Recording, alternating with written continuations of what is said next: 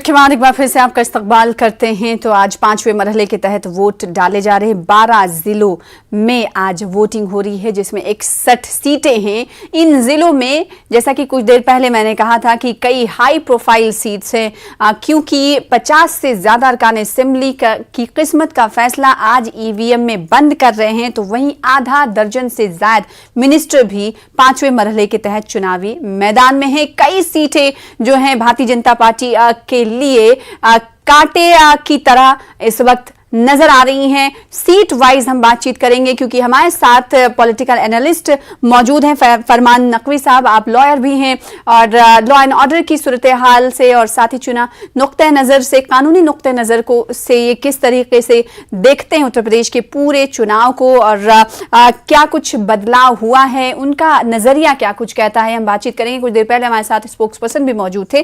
फरमान नकवी साहब, मैं आपके पास आऊंगी।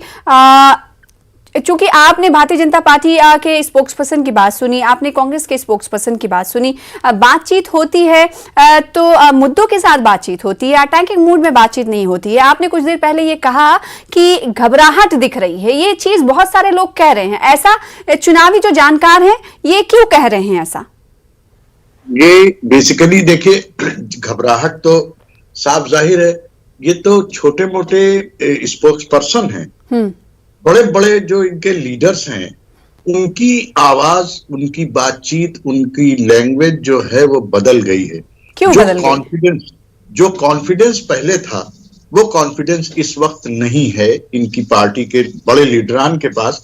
तो नेचुरली मामूली स्पोक्स पर्सन के पास कहां से होगा? सबको पता है कि और ये जो आपने सवाल पूछा क्यों, उसकी वजह यह है कि वोटर की नब्ज और वोटिंग की नब्ज की पकड़ तो इन लोगों के पास है ही है। भाई पॉलिटिकल लीडर हैं, बड़े लीडर्स हैं, इन लोगों को पता है कि हमारा मुल्क का मिजाज या प्रदेश का मिजाज किधर जा रहा है, और प्रदेश का मिजाज इनके खिलाफ जा रहा है। ये तो बिल्कुल तयशुदा बात है। किस हद तक गया ये वक्त, ये 10 मार्च को पता चलेगा। ये तो पता चल गया कि प्रदेश का मिजाज इनके खिलाफ है, और ये घबराहट उसी का नतीजा है कि स्पोक्स पर्सन को ट्रेन करके भेजा गया कि आप जा करके प्रोग्राम को इतना डिस्टर्ब कर दो कि प्रोग्राम ही या तो बंद करना पड़े, या किसी को कुछ समझ में ना आए कि कौन क्या बोल रहा है। पहला तो अटेम्प्ट इन लोगों का ये होता है। अच्छा, अब दूसरी एक देखिए, जो ये तो एक बात हुई यहाँ प्रोग्राम की, लेकिन ओवरऑल बड़ी चीज क्या है? लॉ एंड ऑर्डर की सिचुएशन के बारे में बहुत चर्चा है, बहुत चर्चा है। साहब ये कर दिया, वो कर दिया, वो कर दिया। 3 तलाक के बारे में अभी वो नेहा जी फरमा रही थी कुछ कि उन्होंने ये कर दिया, वो कर दिया।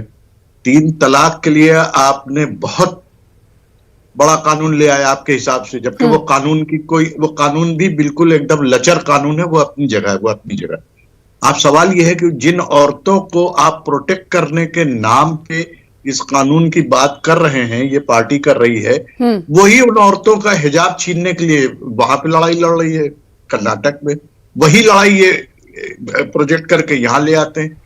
उन्हीं औरतों के हस्बैंड्स को बेरोजगार करने की आप पूरी तैयारी करते हैं। उन्हीं औरतों के जिनके 3 तलाक से बचाने के लिए आपने ये सारी लड़ाई कहते हैं, आप ये कहते हैं कि सो कॉल्ड लड़ाई आप लड़ रहे हैं, उन्हीं के हस्बैंड्स को आप हर तरह से बेरोजगार भी करेंगे, कमजोर भी करेंगे, जेलों में भी डालेंगे। ये किस बात के लिए, किस तरह का प्रोटेक्शन आप देना चाहते हैं? ये सिर्फ सोसाइटी में डिवाइड पैदा करने के लिए ये किया जाता है। वरना 2017 में 1 महीने के अंदर चीफ मिनिस्टर आते ही अपने सारे मुकदमे वापस न लेते।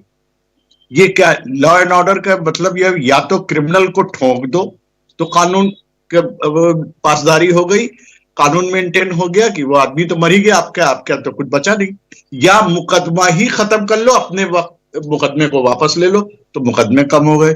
तीसरा तरीका एक और मैकेनिज्म है, मुकदमे कम से कम थानों में रिकॉर्ड करो। थानों में रजिस्टर ही नहीं होंगे तो एनसीबी का डेटा क्या बताएगा? एनसीआरबी का डेटा यही तो बताएगा कि पिछले साल के मुकाबले में 100 मुकदमे इस साल कम कायम हुए। आपने सवाल ये कि 100 नहीं, आपने तो 1000 मुकदमों को रिकॉर्ड ही नहीं किया, छोटे बड़े कुछ भी हों। लेकिन इन जिलों में आज जहां वोटिंग हो रही है, 12 जिलों में, इन तमाम जिलों में भारतीय जनता पार्टी ने जब चुनावी तशहीर की तो इसमें क्राइम बहुत अहम मसला बताया और ये बताया कि 2017 में जो क्राइम रेट था वो इन अजला में समाजवादी पार्टी के गुंडों ने जो है बढ़ा रखा था, उसको खत्म कर दिया गया है। यानी अपोजिशन पर इन अजला में भारतीय जनता पार्टी क्राइम को लेकर हमलावर नजर आई। तो ये मुद्दा जो है किसी हद तक भारतीय जनता पार्टी के लिए सूदमंद साबित हो सकता है या नहीं हो सकता है? कैसे साबित होगा? हाँ, ये जो इनकी कोर कॉन्स्टिट्यूएंसी है वहां हो सकता है कि अच्छा लगे, इनकी कोर कॉन्स्टिट्यूएंसी जो इनका डिवोटेड वोटर है उसको तो अच्छा लगेगा। लेकिन आप ये बताइए कि एक आम आदमी को आप क्या मैसेज देना चाह रहे हैं कि ये जो समाजवादी मैं फरमान नकवी साहब डिटेल के साथ आपसे बातचीत करूंगी, हर सीट का तज्जिया चाहूंगी कि जो अहम सीट्स हैं उस पर आपकी नजर और आपकी सोच क्या कुछ कहती है। लेकिन इस बीच यूक्रेन से एक बड़ी खबर आ रही है जिसका रुख कर लेते हैं।